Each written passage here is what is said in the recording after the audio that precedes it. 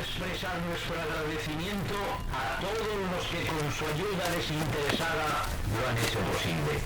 A los miles de colaboradores anónimos que con sus crónicas han difundido la verdad de lo que pasaba en España.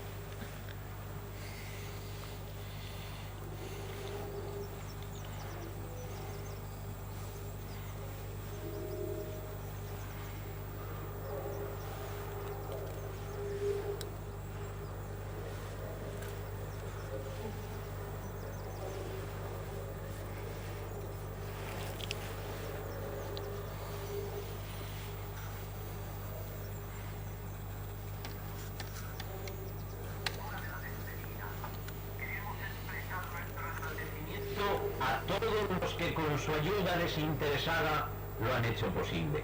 Un fuerte abrazo a través del éter.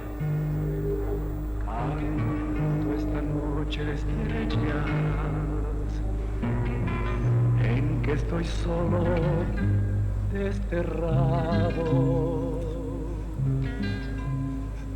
Pero en la tierra no hay nadie que esté solo.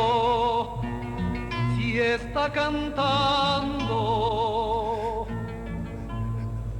al árbol lo acompañan las hojas.